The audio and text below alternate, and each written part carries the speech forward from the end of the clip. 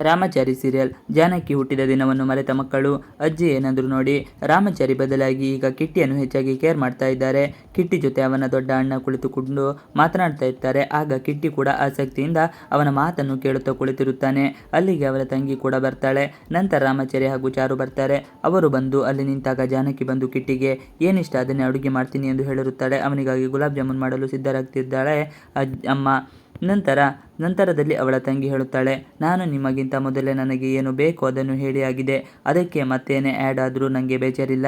ಆದರೆ ನಾನು ಹೇಳಿದ ಅಡುಗೆ ಮಾತ್ರ ಆದರೆ ಆಯಿತು ಅಂತಾಳೆ.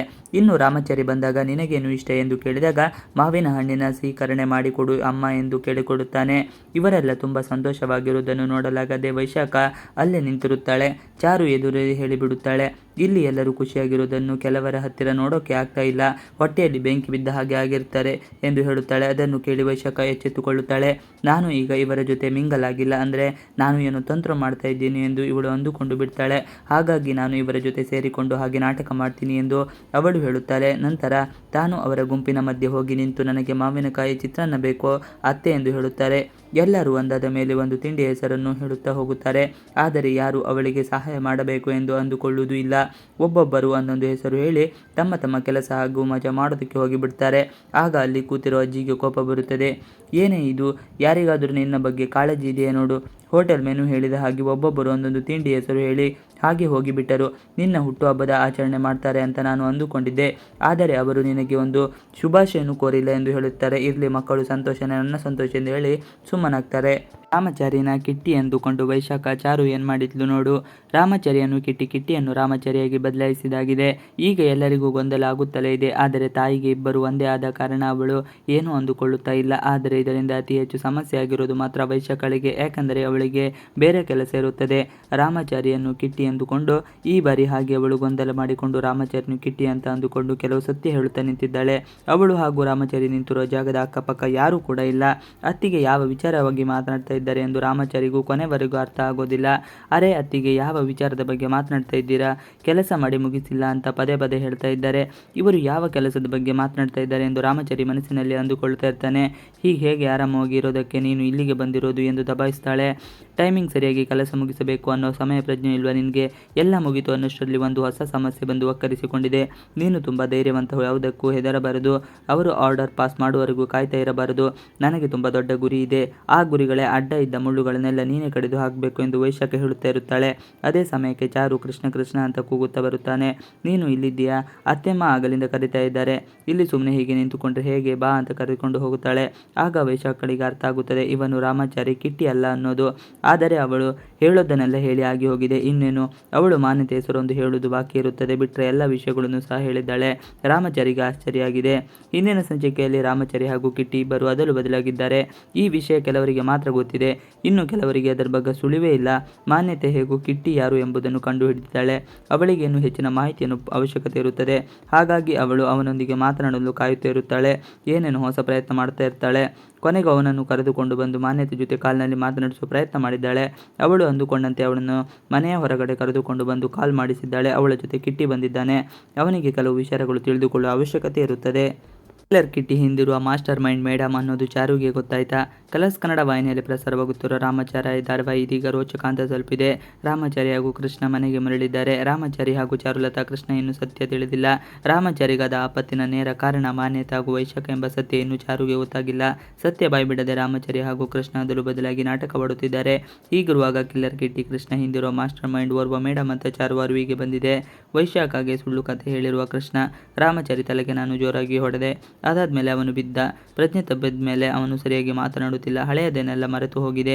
ಹೀಗಾಗಿ ಅವನನ್ನು ಕೃಷ್ಣ ಮಾಡಿ ನಾನು ರಾಮಚರಿತನಿಗೆ ನಾಟಕ ಮಾಡ್ತಿದ್ದೀನಿ ಅಂತ ವೈಶಾಖಗೆ ಕೃಷ್ಣ ತಿಳಿಸಿದ್ದಾನೆ. ಅದನ್ನು ಕೇಳಿ ವೈಶಾಖಗೆ ಸಮಾಧಾನ ಆಗಿದೆ. ಇದೇ ವಿಷಯವನ್ನು ಮಾನ್ಯತೆಗೆ ವೈಶಾಖ ಮುಟ್ಟಿಸಿದ್ದಾಳೆ.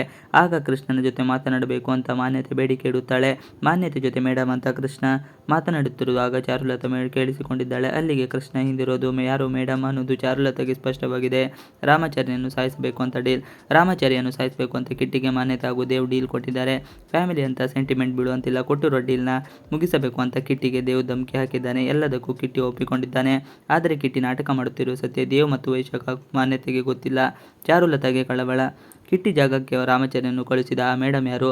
ಅಷ್ಟೊಂದು ದಿನ ಅಧಿಕಾರ ಇರುವ ಮೇಡಮ್ ಯಾರು? ರಾಮಾಚಾರಿ ಮೇಲೆ ಯಾರಿಗೆ ದ್ವೇಷ ಇದೆ ಎಂಬಿತ್ತಾದ ಪ್ರಶ್ನೆಗಳು ಚಾರುಲತಾ ತಲೆಯಲ್ಲಿ ಕೊರೆಯುತ್ತಿವೆ. ಜೊತೆಗೆ ಕಿಟ್ಟಿ ಅದ್ಯಾಕೆ ಸತ್ಯ ಹೇಳ್ತಿಲ್ಲ, ಸತ್ಯ ಹೇಳಿದ್ರೆ ನಾವು ಹುಷಾರಾಗಿರ್ಬೋದಲ್ಲ ಎಂದು ಚಾರುಲತಾ ವ್ಯಕ್ತಪಡಿಸುತ್ತಿರುತ್ತಾಳೆ. ಜಾನಕಿಗೆ ಸಂತಸದ ಜೊತೆ ಬೇಸರ. ಕೃಷ್ಣ ವಾಪಸ್ ಬಂದಿರುವುದು ಜಾನಕಿಗೆ ಸಂತಸವಾಗಿದೆ. ಆದರೆ ಕೃಷ್ಣನಿಗೆ ಏನು ನೆನಪಿಲ್ಲ ಎಂಬುದು ತಿಳಿದು ಜಾನಕಿ ಸಂಕಟ ಪಡುತ್ತಿದ್ದಾರೆ. ಇತ್ತ ಕೃಷ್ಣ ನಾಟಕ ಮಾಡುತ್ತಿರುವುದು ನಾರಾಯಣಾಚಾರ್ಯಗೂ ಗೊತ್ತಿದೆ. ಆದರೆ ಪಾಪ ಅವರಿಗೆ ಮಾತನಾಡಲು ಸಾಧ್ಯವಾಗುತ್ತಿಲ್ಲ. ಅಂದಾಗೆ ರಾಮಾಚಾರಿ ಧಾರಾವಾಹಿಯಲ್ಲಿ ರಾಮಾಚಾರಿ ಕಿಲ್ಲರ್ ಕಿಟ್ಟಿಯಾಗಿ ರಿತ್ವಿಕ್ ಪ್ರಭಾಕರ್, ಚಾರುಲತಾ ಆಗಿ ಮೌನ ಗುಡ್ಡೆಮನ, ವೈಶಾಖ ಆಗಿ ಐಶ್ವರ್ಯ ಸಾಲಿಮಠ ಹಾಗೂ ಜಾನಕಿಯಾಗಿ ಅಂಜಲಿ ಸುಧಾಕರ್, ಮಾನ್ಯತಾ ಆಗಿ ಝಾನ್ಸಿ ಸುಬ್ಬಯ್ಯ, ನಾರಾಯಣಾಚಾರ್ಯ ಆಗಿ ಶಂಕರ್ ಅಶ್ವಥ್ ನಟಿಸುತ್ತಿದ್ದಾರೆ.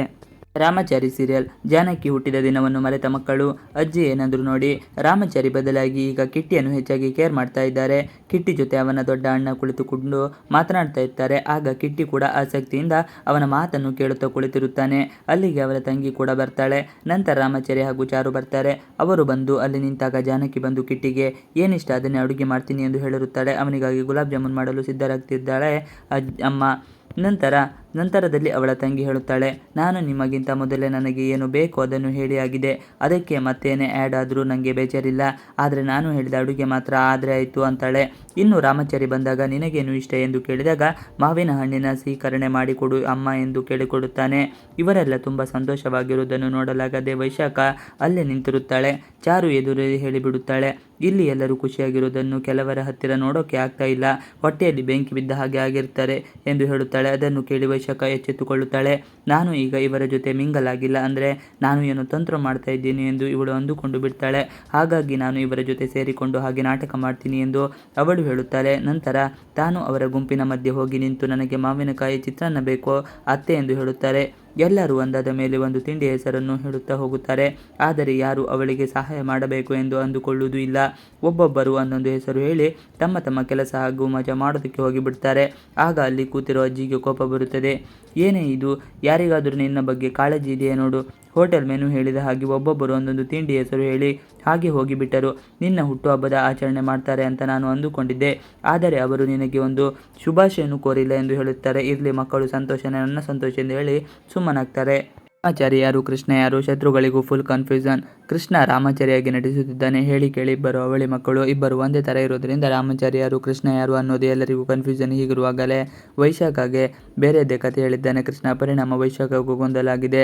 ಅದಲು ಬದಲು ಯಾಕೆ ರಾಮಾಚಾರಿ ಮನೆಯಲ್ಲಿ ಶತ್ರುಗಳಿದ್ದರೆ ರಾಮಾಚಾರಿಯನ್ನು ಸಾವನ್ನು ಬಯಸಿರುವ ಬೇರೆ ಯಾರೂ ಅಲ್ಲ, ಸ್ವಂತ ಪತ್ನಿಯ ತಾಯಿ ಮಾನ್ಯತಾ. ಇನ್ನು ಮನೆಯಲ್ಲೇ ಇದ್ದುಕೊಂಡು ರಾಮಾಚಾರಿಗೆ ಕೇಡು ಬಯಸಿದವರು ವೈಶಾಖ. ಇಬ್ಬರನ್ನು ಬಗ್ಗು ಬಡಿಯಲು ರಾಮಾಚಾರಿ ಹಾಗೂ ಕೃಷ್ಣ ಅದಲು ಬದಲಿನ ನಾಟಕವಾಡುತ್ತಿದ್ದಾರೆ. ಅದಕ್ಕೆ ಚಾರುಲತಾ ಕೂಡ ಸಾಥ್ ನೀಡುತ್ತಿದ್ದಾರೆ. ಕಿಲ್ಲರ್ ಕಿಟ್ಟಿ ಕೆಟ್ಟವನಲ್ಲ. ಚಿಕ್ಕ ವಯಸ್ಸಿನಲ್ಲಿ ಕೃಷ್ಣ ಜಾತ್ರೆಯಲ್ಲಿ ಕಳೆತಪ್ಪಿಸಿಕೊಂಡಿದ್ದ. ಅಲ್ಲಿಂದ ಕೃಷ್ಣ ಕಿಟ್ಟಿ ಬದಲಾಗಿ ರೌಡಿಯಾಗಿ ಎಂಬುದು ಭಾವನೆ. ಆದರೆ ವಾಸ್ತವವಾಗಿ ಕಿಟ್ಟಿ ರೌಡಿ ಅಲ್ಲ. ಯಾರ ಕೊಲೆಯನ್ನು ಮಾಡಿಲ್ಲ. ಯಾರೋ ಮಾಡಿದ ತಪ್ಪನ್ನು ತನ್ನ ಮೇಲೆ ಹಾಕಿಕೊಂಡು ಕಿಟ್ಟಿ ಚಿಕ್ಕ ವಯಸ್ಸಿನಲ್ಲಿ ಅಪ್ಪ ಅಮ್ಮನ ಪ್ರೀತಿಯಿಂದ ವಂಚಿತನಾದ. ಕಿಟ್ಟಿಗೆ ಅನಾಥ ಅನ್ನೋ ಪಟ್ಟ ಸಿಕ್ಕಿತು. ಇವಿಷ್ಟು ಇವತ್ತಿನ ವಿಡಿಯೋ. ಈ ವಿಡಿಯೋ ನಿಮಗೆ ಇಷ್ಟ ಆದರೆ ಪ್ಲೀಸ್ ಲೈಕ್, ಶೇರ್, ಸಬ್ಸ್ಕ್ರೈಬ್ ಮಾಡಿ. Thanks for watching video.